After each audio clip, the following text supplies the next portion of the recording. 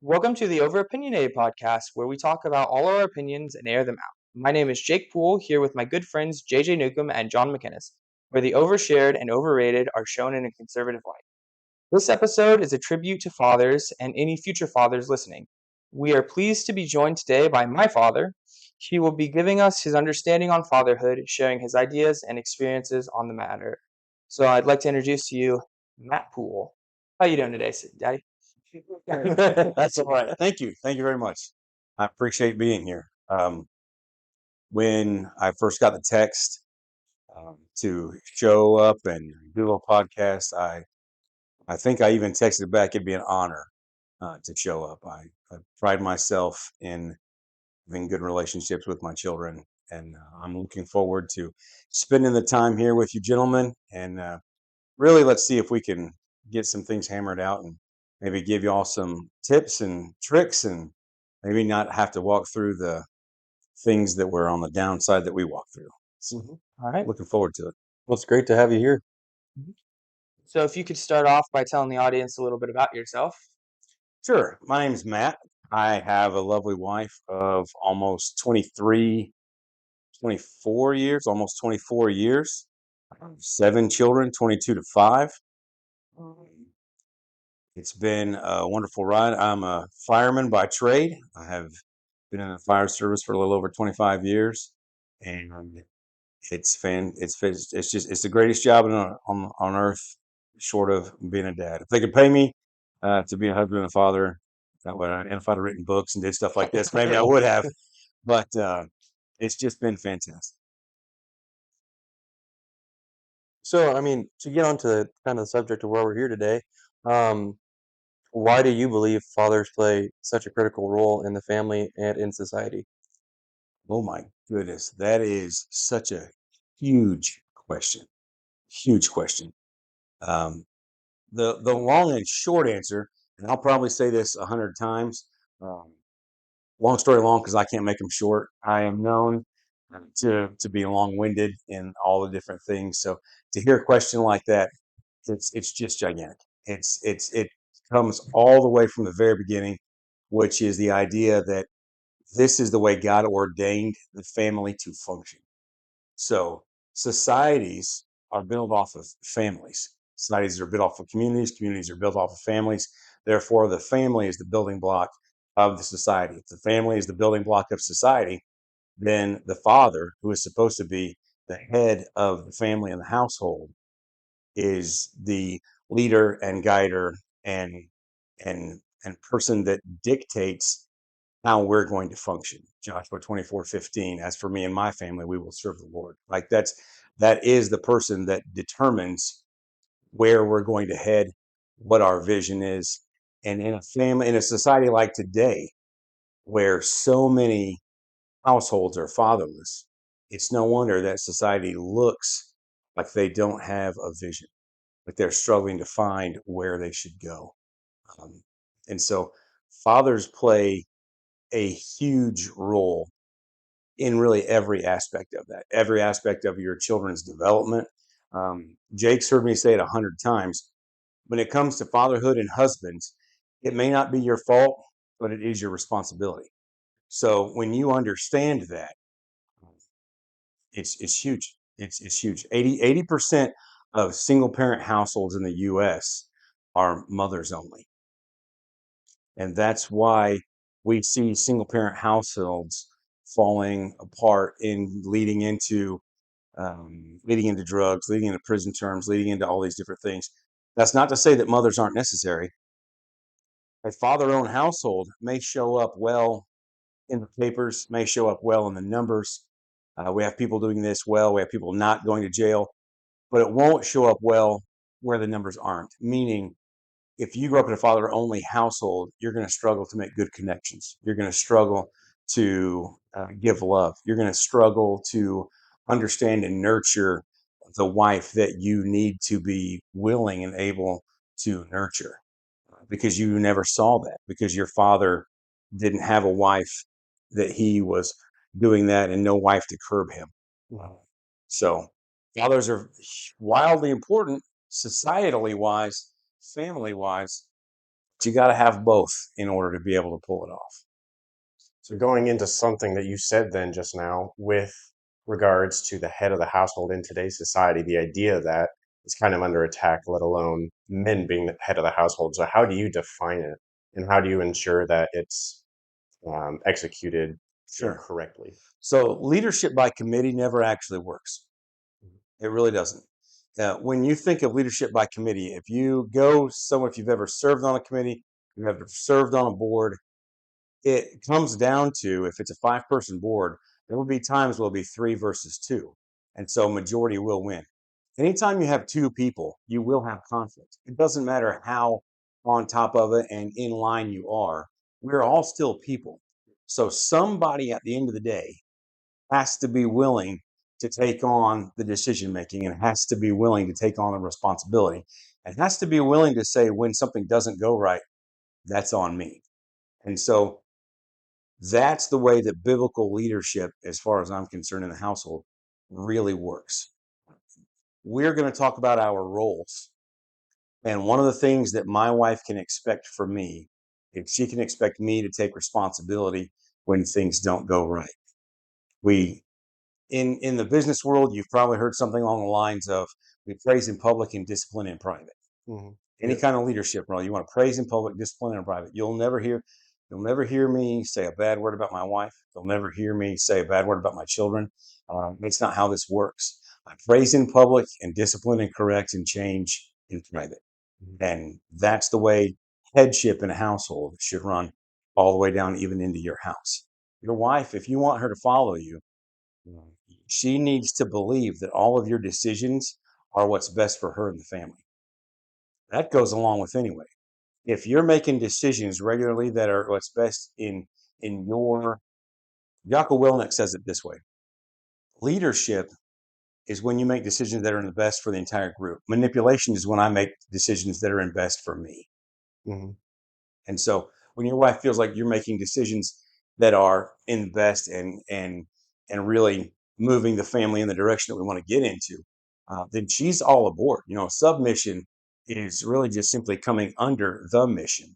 So when you've got a plan and a mission that is visible, that wife is usually happy to get right in behind you and really be help me and create it. So the problem in today's world is, we today's world, this culture wants to undermine godly vision, wants to undermine really freedom. They Yeah. want to undermine self-sufficiency. The government wants you beholden. Your boss may be great. He still wants you beholden to you. He doesn't want you to necessarily start your own company tomorrow Mm-hmm. because you're a good employee. He wants you to stay where you are. Yeah. He might even want really good things for you. And someday he might want you to start your own company. But right now, you're still working well for him. And until you get a replacement, he wants you to be there. So the government's overarching plan, if you will, is not like it was 250 years ago. They don't want self sufficiency. They want people to stay in the tax machine that continues to plod away. And the best way to do that is to get mothers out of the house, get wives out from behind and underneath their husbands, and underneath the umbrella, not underneath in a negative sense, but Sure. out from behind them, and really try to pull in a different direction. Because if you and your wife are pulling in different directions, you're not going to get anywhere. Mm-hmm. Right. That And house will crumble. yeah. Another thing on that though is how do you approach like say there's a newly saved father whose their family isn't saved, like they're essentially they have two different priorities. They don't you are the leader of your home, and that doesn't line up with what the Sure. rest of the home is or wants to be. A newly saved father is an easier fix than a newly saved mother. If you're a newly saved father, there is already, even in a household that does not have the Christian umbrella, men typically are stronger leaders when it comes to in the household. Now, they will often kowtow to their wife, and because they have worked a long day and they come home and they just want peace. And if that wife is, what's it say in Proverbs? It's better to live outside on the corner of your roof than share a roof with a nagging wife. It's rough, and men know that, and so they will kowtow to that. But if you're a newly saved husband, assuming that means you weren't saved. So you got married, and this young woman that you got married to, she's not seen the best version of you yet. She's not seen the Christian version of you.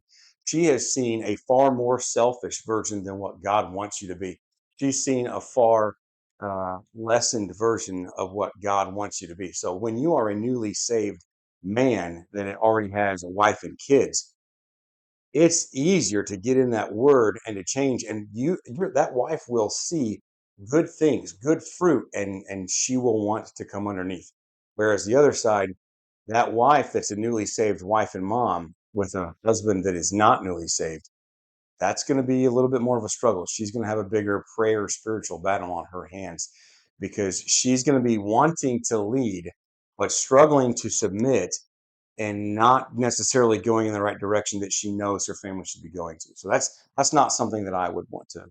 I'm glad I'm a man. Let's just Yeah. let's just say it that way. And I think today we've lost a lot of people, well, women have lost kind of sight of what it means to actually submit. The word submit doesn't mean like what it's actually meant in the Bible. It's like what it means in the Bible is completely different than what they've twisted it to mean.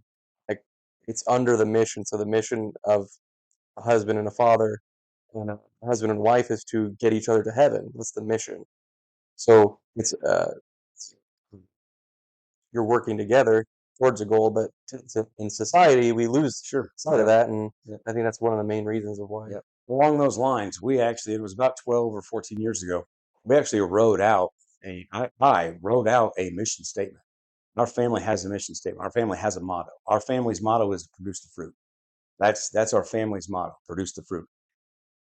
About 14 years ago, I wrote a mission statement, and the mission statement for our family is to achieve a happy, healthy family through building spiritually, physically, and emotionally strong individuals for the purpose of bringing glory to Jesus Christ. That's what the Poole family, that's what my wife and I have set out to do, to do. Those are the determining factors in where we go. If you can give your wife a mission statement, then the idea of submission makes a whole lot more sense. I've never heard of something like that. What moved you to do it 14 Oh, years my ago? wife told me to do it. Oh, She went. My wife is a planner, mhm. and she's very type A. Like I need XYZ done. I need to know what the routine is, and I am like, I'll tell you tomorrow what I did today. I am not a Yeah. planner at all. So we have a lot of opposites attract sort of stuff. So we came to a spot in our marriage that she was like, I need to know where we're going. And it doesn't feel like we're going anywhere. Proverbs said, my people lack because my people perish because of lack of vision. Mhm. So when you have a lack of vision, your family is going to struggle. Your family's going to struggle. So so she wanted a mission statement. She didn't call it that. She didn't know that, but that's what she wanted. And Mhm. so that's what I wrote. And that came about because twice a year we sit down and we go over um, the 4 or 5 F's. We go over our faith, our fitness, our family, our finances, and we talk about these things. You would have at your job, you would have a review biannually or once a year at minimum, and your boss tells you what he expects and he tells you how you're doing and he gives you praise and he gives you correction. And to think that you don't need to do that with your family, it's silly. Mhm. We need to be setting up something where because I work 24-hour shifts being a fireman, and every morning I get off work, I come home, and we chit chat for about an hour or so. Everybody knows, like, I'm going to the bedroom, mama's in there, don't come bother us. We're gonna chalk, do whatever for a while. We got to catch up. I've been gone for 24 hours. I've got 7 children. I need to know Sure. what they've done, what they're going, what's on the agenda. She knows I didn't look at the calendar, Mhm. so I need to know what's going on for the day. So we do that things, and even though we connect daily, the daily connections are gonna be. It's gonna be easy to miss your overarching goal connection. So it's good to sit back down and actually take time and plan out what we want to do with our faith, our fitness, our family, and our finances. Yeah.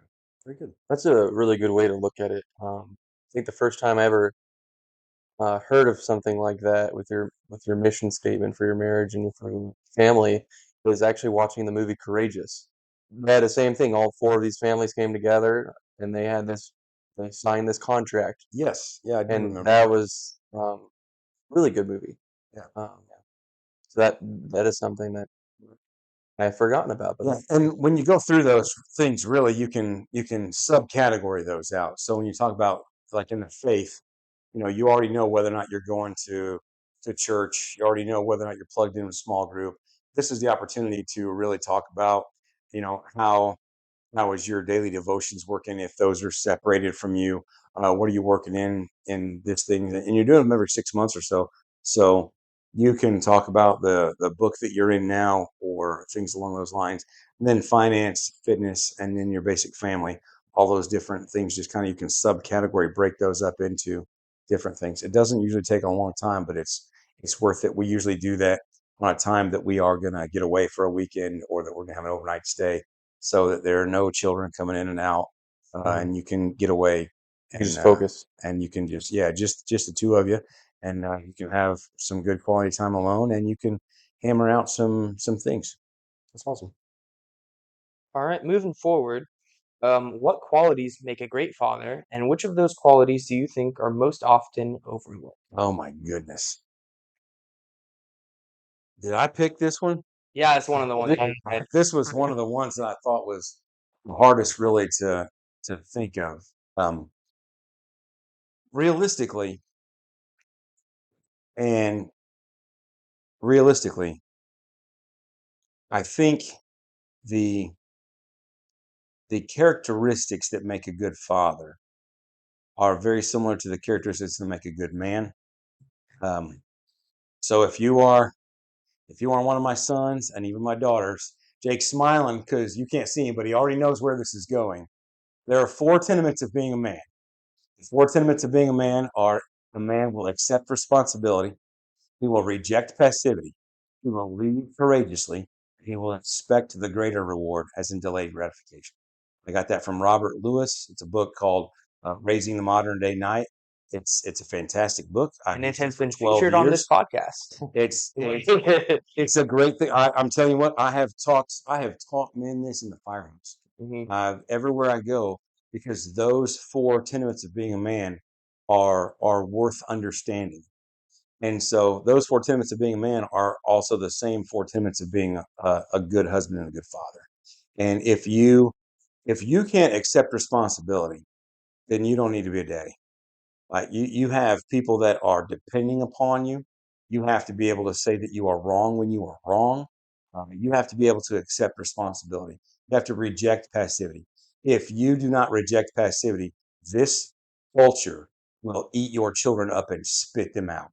You cannot just give the TV and the phone to your 2-year-old and think that it's going to be okay. It's and 2, 4, 12 doesn't matter. You cannot reject passivity, that they're just going to be okay. Um, and you have to lead. You have to lead courageously as a father. You have to be able to be the one.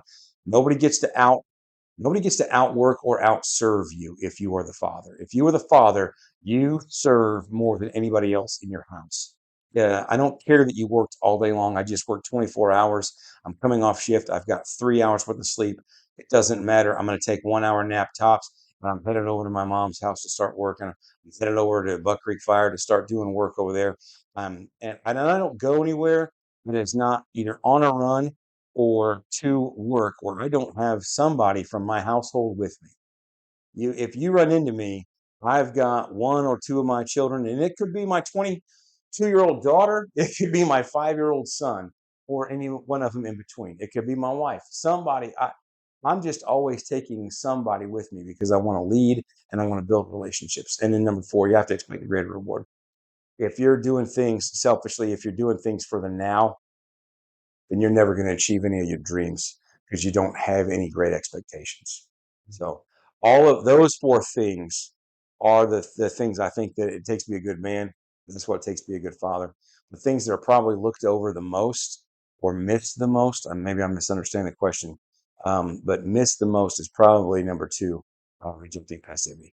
In today's world of convenience, it's so easy to be passive on so many different things. So, and I imagine it's easy because I mean, I bet especially at church, for say at our church, when a kid's crying, it's probably so easy just to, okay, have my phone. Sure. I don't want the attention on me. It's embarrassing. But then again, if you allow passivity, that's going to bite you in the butt 10 years Absolutely. later, and then Absolutely. it's going to get worse, and the progression is going to get worse. And Or think about school. Your kid even do a Christian school. Obviously, they're going to learn everything they need to learn. Yeah. You don't need to check in and see what they're actually learning. It's a Christian school. It's safe. That's exactly yeah, that is exactly one of the things that are super passive. That you when you're when you're rejecting passivity, then you're not taking things for granted. You're doing your due diligence. You're doing your homework. Because if you're not doing your due diligence and you're not doing your homework, then you are yeah. being passive. And unfortunately, I mean, I've seen that firsthand for some of the schools we have in Lafayette right now. Um, one of the schools that some of my siblings were sent to recently, so I started working at the jail. Right, we've have an influx of teenagers right now, but they're all coming from this Christian school.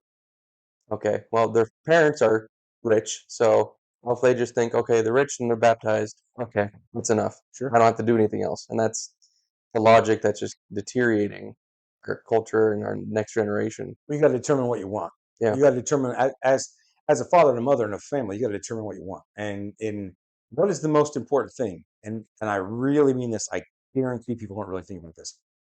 What is the most important thing? Is the most important thing that your child serves the Lord Jesus Christ and makes it to heaven?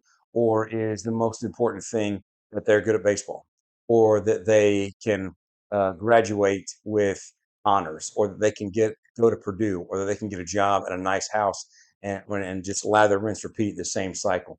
And then when I ask you what is the most important, and you say, "Oh, it's absolutely that they serve Christ," I'm going to ask you how much time did you spend playing catch with them this year and taking them to the batting cages and playing baseball versus how much time did you talk about Jesus with them? How much time did you lead him in Bible study? How many nights did you pray with him before he went to bed?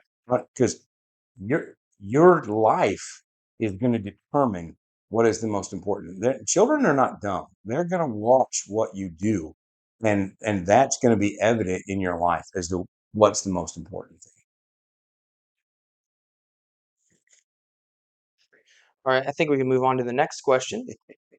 For men who didn't have a positive father figure growing up, how can they learn to become strong and loving fathers themselves? Sure. That's a good question, especially in today's world when you have so many. I think and this statistic is old, so I don't know for sure. So I'm just gonna, I guess I'm like 66% of all statistics are made up. I guess I'm just gonna get this one too. Um, m- I think the last I saw, like 42% of all births in the state of Indiana are birthed to single parent homes. So presumably, if the that 80, large, yeah, wow. 42%, if the 80% is women versus men stays true, then you're talking 80% of 42, which would be what, let's call it 37. So 37% of all births are basically to a fatherless home. Mhm. That's almost 4 out of 10. That's a lot. So to ask those young men to become high quality fathers without any kind of a father figure, it is tough. Uh, in the effort of full disclosure here, my father died when I was 7. So I did not grow up with this amazing father present in my life. Um, my mom did a very good job of telling me what a good dad and a good husband does. And I didn't ever see anybody not do that. She never got remarried. She never went on a date. If you would have asked her, she would tell you that her husband died. And I'm not advocating for that. That's just the way that she did it. But because of that, I really do believe that I just listened to what she had to say and I took it in. And then also after I got married, so I have never worked close in distance to my house. I have always worked 40 minutes in any one direction. So on my commutes, I would always listen to like Focus on the Family or something along those lines. And so I would key in on the things that they would say and the things that I would learn from them, and then go to the Bible and see whether or not that's accurate, true, and then I would implement those things in our life. So there are resources there if you didn't have a good dad. There are resources like Focus on the Family that can help you. And then, of course, if you're saved, realistically, you have the greatest outlet to the best father that there ever was. Mhm. And if you really read the word with the understanding that, and I really do see a kindred with God the Father. God the Father is just, man, the love and compassion and grace, but not easy grace, not not holding you to account, but the love and compassion is amazing there, and he still holds his people account. He warns Israel over and over, listen, you got to do this, you got to do this, you got to do this. And if they don't, then he's like, oh, well, here's the consequence since you didn't do that. Any good father is going to say, I'm going to tell you, you got to do this. But when you don't do that, there's going to be a consequence because you have to learn that this is it. And one thing I think too, I don't know why this came into my mind on this question, but it did. I never lied to my children. I never lied to my and a lot of people say, "Oh, well, of course." No, no, no. We didn't do Santa. We didn't do. We did not lie to our children in that idea. You think that's very minimal. You think that's trivial. It's not a big deal. Mhm. You're literally going to tell this 2 and 3 year old until they get to about 5 or 6, and the little logic kicks in. That yes, there's this all-knowing dude that travels the whole, circumnavigates the globe in 24 hours, knows whether or not you're good, knows whether or not you're bad, sees when you're awake, sees when you're asleep. He knows all this stuff, and he delivers presents, and he's a good, kind man that does all these things for you. And then your child's going to be 6, and you're going to be like, okay, that guy's not real. And they're going to look at you and you're like, oh, but God, no, he sees, knows, So then what? Yeah, he really is real. that makes sense. What are you talking about? That's a horrible idea. Don't you can't do that to your children. Yeah. So, I never actually Interesting. think about that way because then, yeah, that doesn't really. And we, I lends the idea of like, oh, if he's not real, then how is God real? so that being said, we did not watch Frosty the Snowman. We did not watch Rudolph, right? Like Mhm. we still had Christmas songs. We still had all those things, but we drew a very clear line between this fictional, fun thing that was Santa Claus versus this very real portion of our life that is God the Father. So you can still have fun and enjoy Christmas. You don't have to throw everything out with the Santa. And You know what I mean? that's kind of what my family did. And for a little bit, they didn't tell me until I was probably like 6 or 7, but they brought in more of Saint Nicholas was the original Santa Claus. Sure. Um, and they said, well, he is why Santa Claus was made up Right. because of what he did. Yep. But but telling the truth is a Yeah, better absolutely. having that. Like you can still have the fun around Christmas Absolutely. time, and you can have the fun around the holidays, but that's a really good way to do it. So let me ask you this Yeah. as well. This can be for fathers who have a youngin just growing up, trying to build a relationship, or maybe someone who's not had a great relationship with their kid that kind of like to start now. What is the things that they need to make sure that they're doing, or witnessing, or showcasing to their kid to kind of build a strong relationship with them? So there's a man by the name of Todd Wilson. He's actually from Indiana. He is on the homeschool circuit, does conventions. He speaks. He's got 8 kids. His youngest, I think, is like 18 or 20. Okay. And I've paid attention to his career for a long time, 15 years probably. Mhm. And one thing he gives a letter, email letter like every week. And he did one, I'm going to say a solid 10 or 12 years ago. And it simply said, say yes. And I said, you need to say yes. You need to say yes to your children as much as you can. And really, more importantly than that, just don't say no. Now, that doesn't mean that you don't deny them something that they don't need to have. What that means is when your 2 year old wants to throw with the styrofoam plane outside, you say yes. When your 5 year old wants to wrestle on the floor in the living room, you say yes. When your 12-year-old wants to play basketball, you have to do the bills. You don't say no. You say, give me 15 minutes, and then you set a timer on your phone to finish something, and then you go play basketball. But you say yes. You show your children that they matter. Because anything in life, when you're building relationships, if you can make them see that they matter, that's where the relationship. I know he cares. Mhm. I know he wants to see me. I know he wants to talk to me. That's how you build those relationships. And realistically, that's what Christ wants with us, right? That's why God gave Adam and Eve free will in the garden. He already had legions of angels that adored him. Their whole job was to simply worship.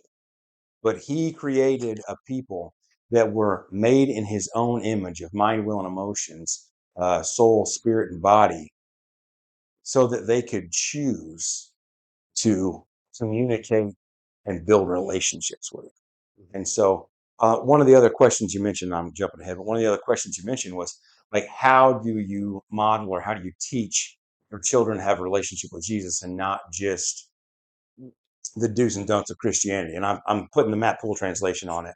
Sure. But the way that works is you show them how to build relationships in general. Mhm. Because if you struggle to build relationships with people that you can see, feel, touch, smell, and hear, if you struggle to build a relationship with someone you're sitting across the table from, how are you going to build a relationship with someone that you can't actively see, hear, touch, and smell? It's going to be a foreign concept. Mhm. So you've got to teach people how to be relational so that when they get an opportunity to meet Christ, they understand that I've got to spend time. I've got to sit in quiet so I can listen. I've got to begin to build a relationship by really digesting his word and seeing what he has to say to me, because that's how you build a relationship. You didn't get to, you two are married, right? Yes. Yeah. You didn't get to be married without chit chatting, hanging out, and listening to your wife. I guarantee you didn't. Yeah. You had to build a relationship, and that relationship wasn't built on, hey, come here. I'm going to go sit in the duck blind for 4 hours, and you can just be cold with me. Don't talk. Like that's, Yeah. I guarantee that's not how you built that relationship. Mhm. So it's the same style of relationship building. And if you're only teaching the do's and don'ts of Christianity, then you're just teaching behavior modification.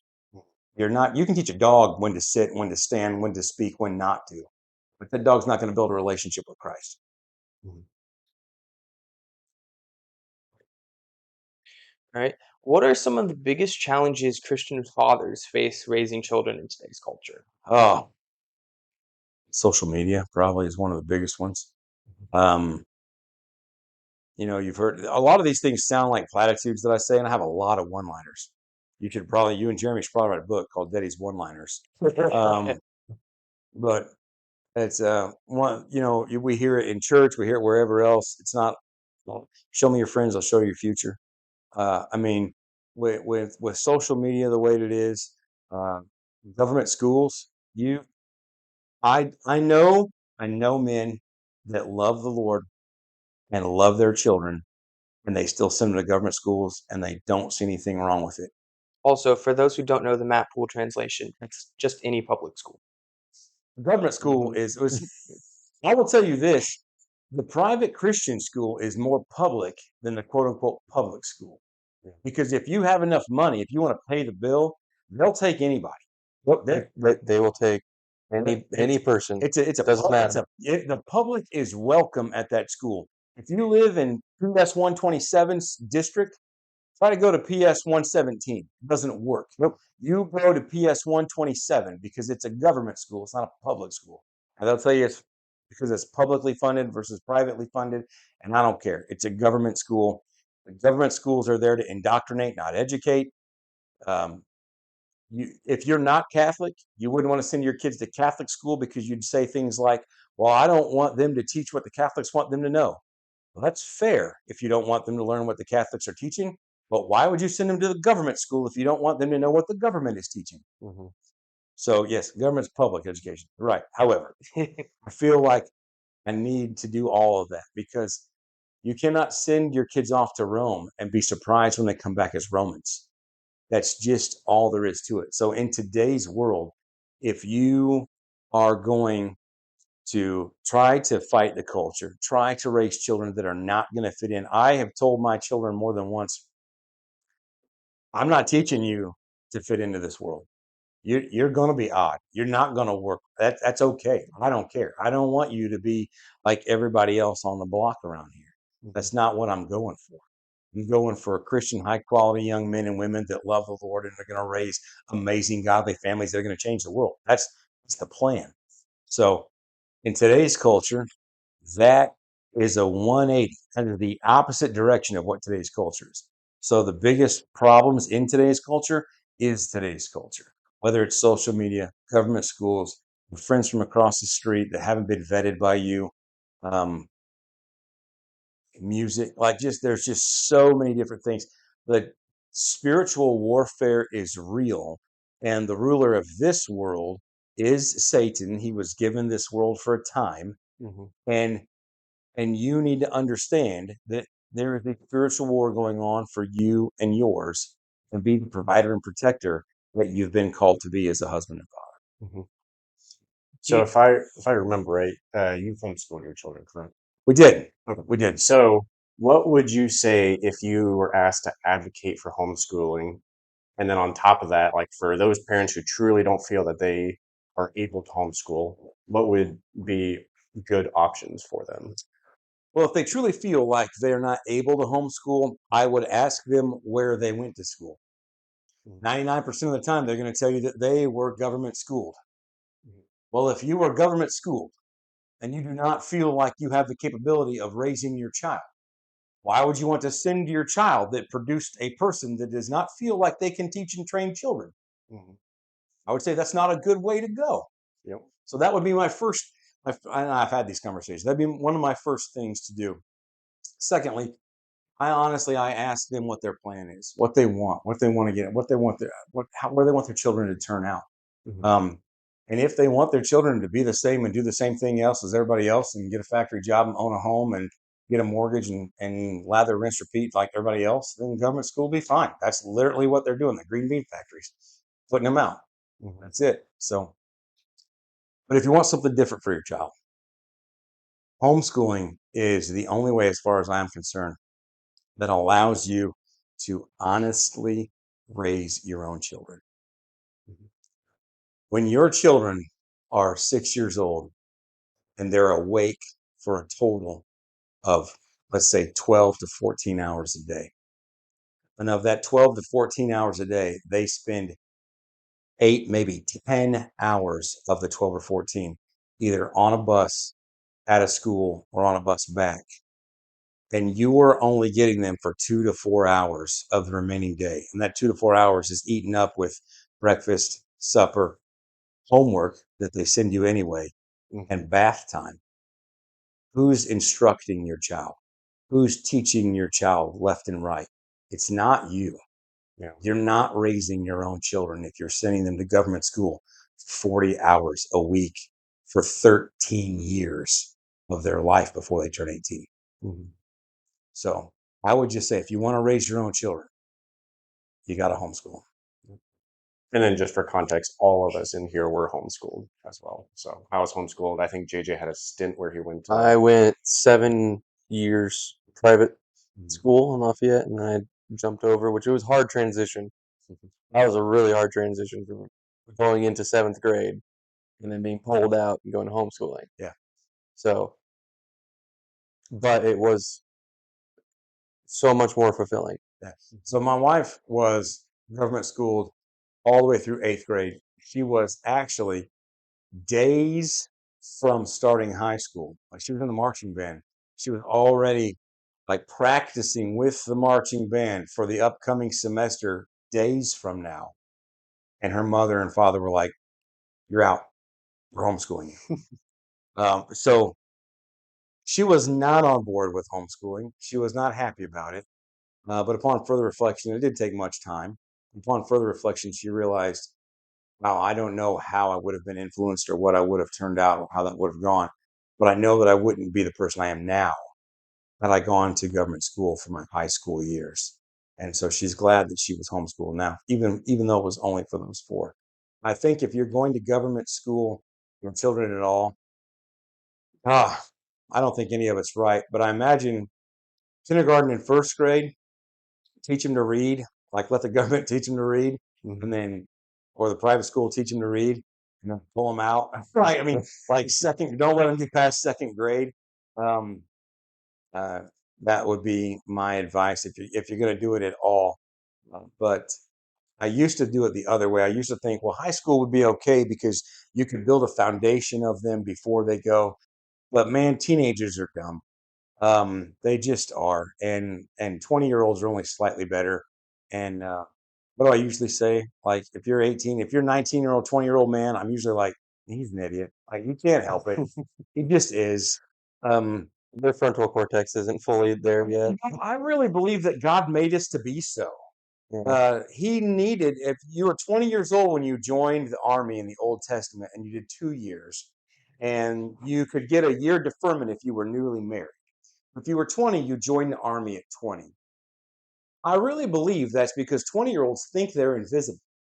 And so the 40-year-olds are like, hey, listen, we're fighting these dudes up this hill. I need all y'all to run up this hill and kill them. Sound good? Mhm. Yeah, we can do that. All the 40-year-olds are like, go for it, bud. Those 20-year-olds need to think like that. And it's not until you're like 23 that you're like, man, that was a bad idea. You should not have done that.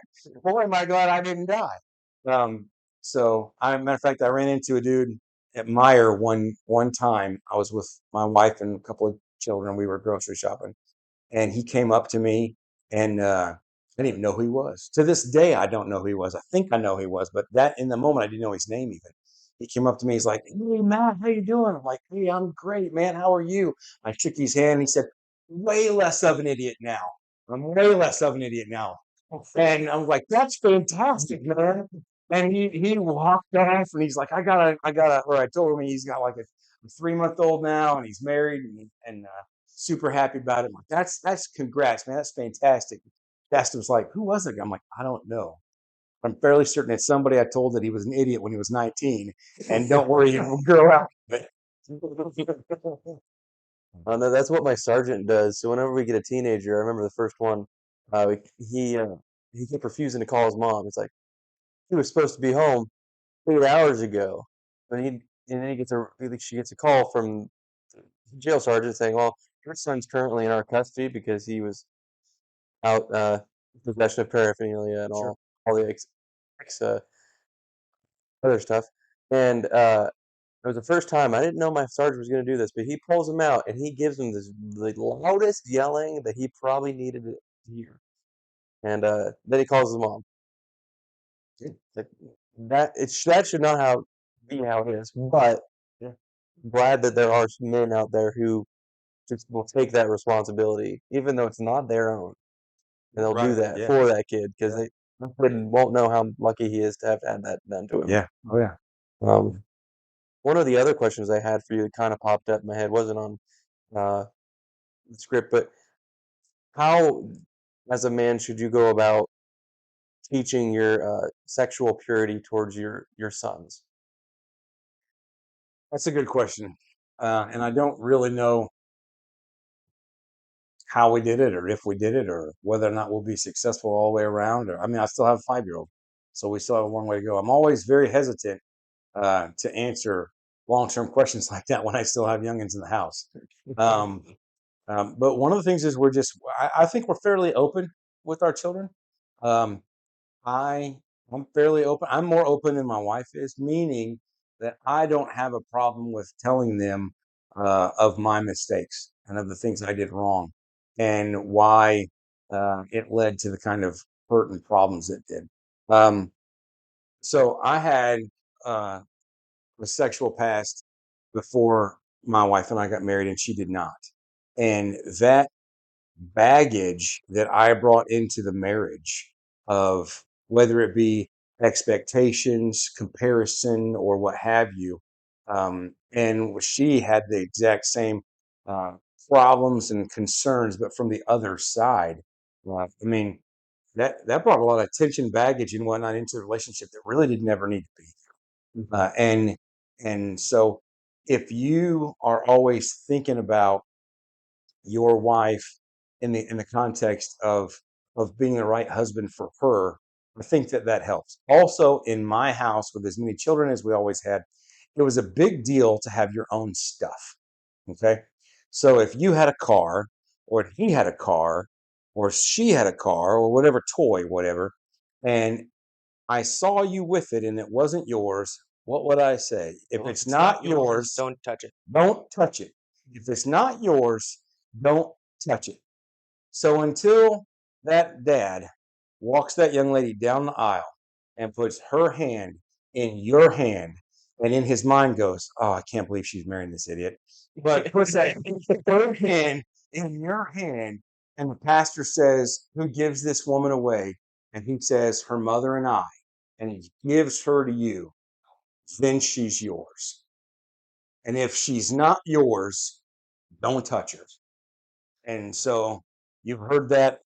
Jake's heard that all his life. I guarantee you plenty of my other ones have and will hear it a ton more. Um, but that just makes so much sense to me. That's very good. I think it's Really also good. just like you already touched on it, but just being open about it, you know, talking about it, the development level your kid is Correct. at a Yes. certain, intervals, because the movies and commercials make it out like it's one conversation once they hit 15 or Absolutely. whatever, right? Yeah. It's kind of a surprise. Well, then you've already maybe been thought as a kid thinking about it beforehand, and now you have all this new knowledge. What are you going to do with it? So talking about it throughout the kid's life, Sure. making And it I will not. also submit that if you have an 8-year-old, but he has a 14-year-old brother or a 14-year-old sister, he knows way more than your 8-year-old that is only an 8-year-old. Mm, They talk to each other and they know more stuff up and down the line. They don't all the Jason at 11 has a different understanding now at number 6 in the mix than say Jonathan or Abby or even Jake and Jeremy at 11. mhm. So it's really more like Aletha and Jake and Jeremy. Yeah. That's Well, it makes me think of like when we were younger, the first three of us, you saw the Rifleman on TV, and yes, we literally came running into the kitchen because we were at our grandmother's house. And we're like, "Daddy, Daddy, they're shooting each other on yes, TV," yeah. because like it's blew our mind You at had no frame of five and reference. 6 year olds. Yeah, Yeah. Now yeah. Jason and Jonathan and Joshua, yeah, at 5 and 6, no, they wouldn't. That would not have blown their mind at all. Mostly probably because of like the TV that we watched when we got older. Like they just it's kind of like burned into them. I don't know. Well, It's if so if much there's credit a for it. if there's a Marvel movie on, Yeah, and it's okay for the 12-year-old to watch. If you're not super on top of it or don't have something else for the 8 or 6-year-old to do at that time, what do you think that 8 or 6-year-old is going to do? He's they're going to not also gonna watch watch that it. Marvel Yeah. movie. Absolutely. And so they're going to be introduced to more advanced systems or Ideas. things and packages than what your older children were at that time frame. So Mhm, you do have to have it has to be a system. It really has to be a belief system. It has to be something that's just incorporated into your daily life. In our household, we date for the purpose of marriage. mhm, That's just how it works. And we call it dating. Some people would say it looks more like courting. I don't know. I don't care what you want to call it. But if they're not someone that you can see yourself marrying, then we're not going to continue to just drag them along and see that. That doesn't mean you cut ties. Doesn't mean you can't have them as friends. But they're not going to be your girlfriend anymore. Like they're you know that you're not going to get married to them. So we don't need to be building emotional connections so that it's just harder to take steps back. So another one of the things we often say is we want to be as honest as we can as soon as we can. mhm, Um, and as honest as we can doesn't mean being mean.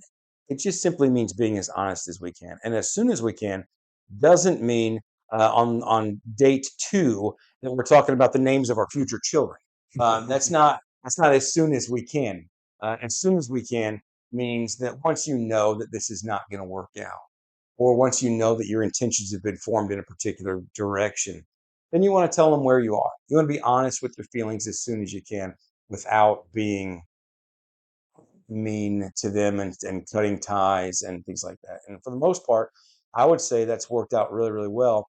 We've had a number of people that have been in a number of relationships that didn't end up in marriage, but they're still friendly with my children and vice versa. And so I've actually been able to see these things practically play out. So you make it a system, and it's just something that they grow up through.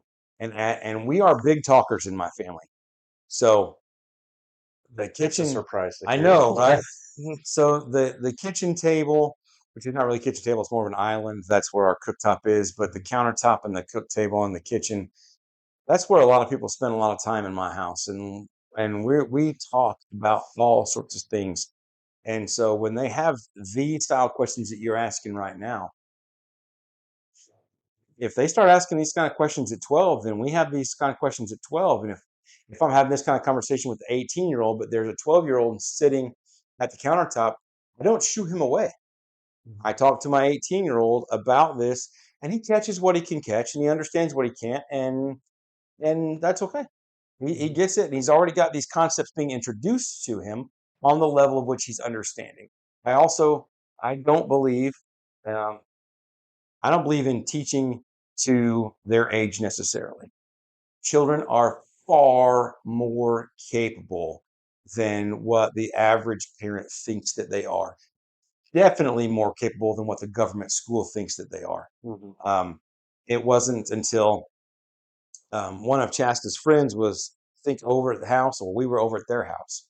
And no, she must have been over at our house. And she had some sons that were about the same age. And our sons, they all came in, like all the boys came in at about the same time. And they wanted something to eat or drink or what have you. And Shasta just simply said, yes, go ahead. And they were like 6, right? Mhm. And so ours got their drink, got their stuff out, got the knives out, cut the bread, like did the stuff, made their sandwiches, did whatever they want. And the other one sat there and waited for his mama to get up and make a sandwich for him. And she literally had to have a conversation with Shasta, like, I don't think I knew that they could do that kind of stuff. And Shasta's like, yeah, they've been doing that stuff for 2 years. You know what to tell you. This is what we do. So it's a system, and it's something that's developed from the beginning, and you just are open, and you talk to them, and you talk to them about life. Deuteronomy 6:4 says that you talk about God in the comings and the goings and the wakings up and the laying down and on the highways and the byways and at the dinner table. And it just simply is saying that, listen, everywhere you go all of the time, you need to be teaching and training your children in the fear and admonition of the Lord. If you're sending them to government school, you can't do that. If you're sending them to public school, you can't do that. Also, it's not their job. Deuteronomy 6:4 says it's my job as the father. Fathers, train your children in the fear and admonition of the Lord. It doesn't say moms, it doesn't say mothers. Again, it's my responsibility to get this achieved. Yeah, So very good.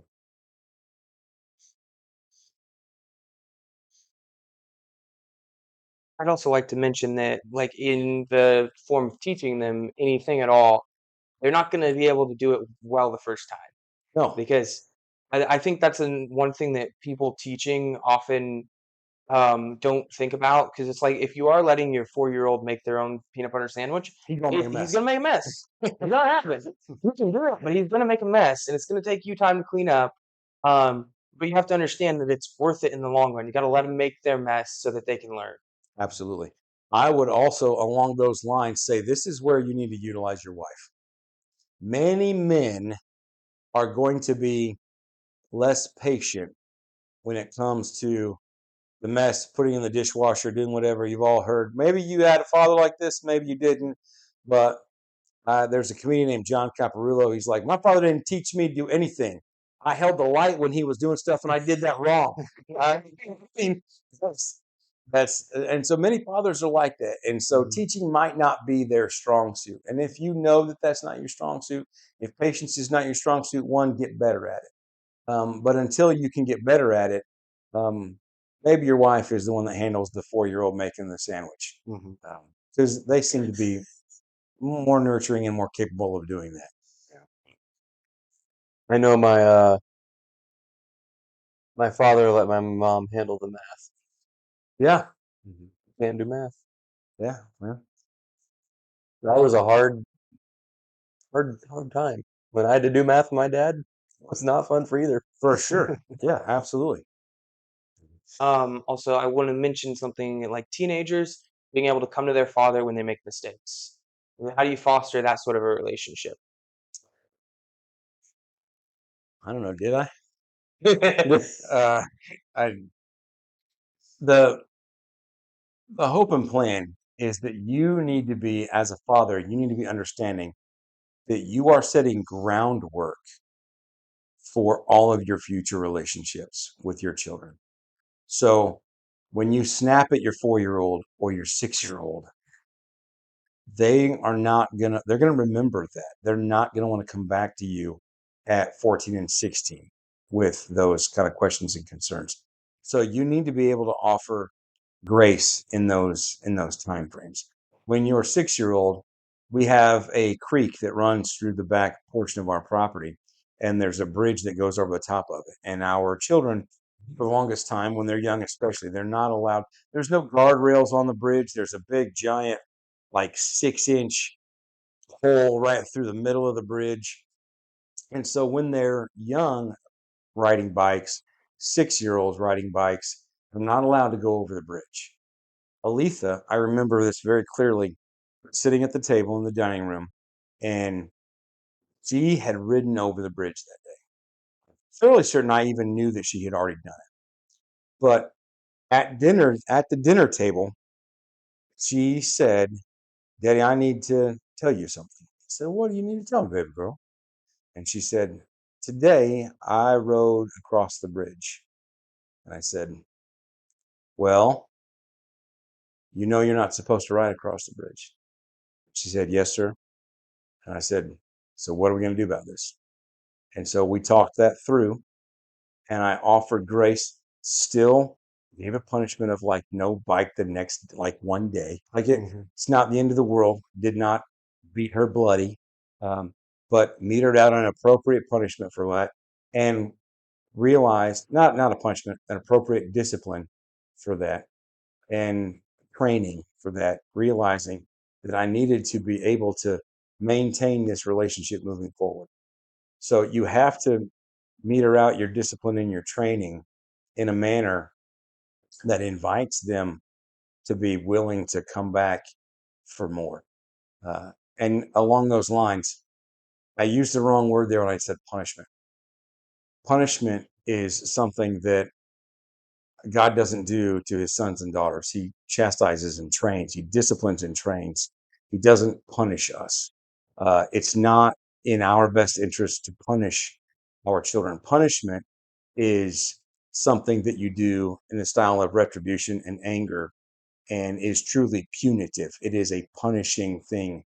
Um, you should never be in the business of punishing your child.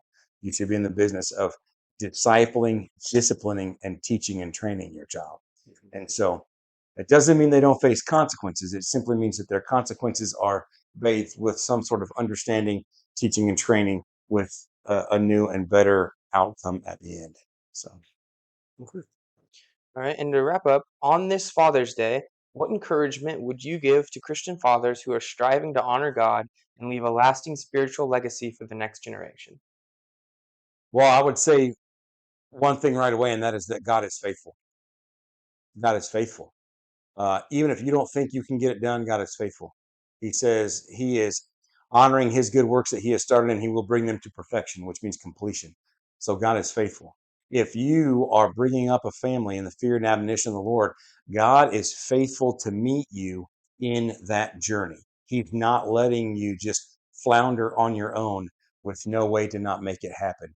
He will place, if you pray about what you need, if I need a godly mentor, guess what God will do? He will place a godly mentor in your life.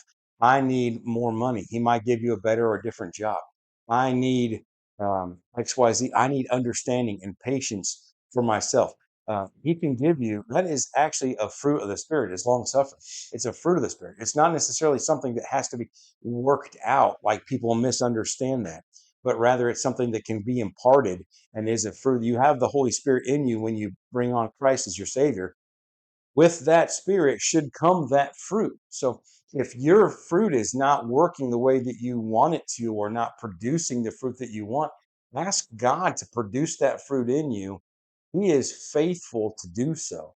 So I would say God is faithful to do the things. If He's blessed you with a wife and child or wife and children, He's faithful to have that godly wife and children that you want or need. So, and then I would also say, I got this from Tucker Carlson, but I would also say, get married too young, take jobs you're not qualified for, and have more children than you can afford. Okay. It's the best way to live life. It really is. And if you're stretching yourself like that, you're putting your faith and trust in God. And again, He's faithful to deliver. So, very good. All right. Thanks for joining our podcast today. It really was my pleasure. I love to talk about men and family and fatherhood and husbands. And I think it's something that's really kicked up, at least on my social media. It's something that's really kicked up in America. I think that America has realized the need for godly men and for good men in and around the family. And I think it's just something that we can make a difference in. I can tell you, the more godly men you have, the more Christian men you have, the better your society is going to be. It doesn't have a choice. It just will be that way. Yeah, I That's don't the know. whole goal of this episode. And so, yeah, thank you. You're Yeah. our first guest, so congratulations Yeah. again. And Yeah, this is the whole I think goal. Jeremy counts as a guest, I think. that's true. Yeah, Yes. that's all right. Edit that. your family Huh? is That's all right. making Yeah. up our first guest. I don't know about you. I didn't feel like I didn't say anything because it's so easy to listen to you. Yeah. Mhm. Yeah, I could I listen appreciate to it that. if you had your own podcast or if that radio show. I'd listen to it. Well, thank you. My pleasure. All right.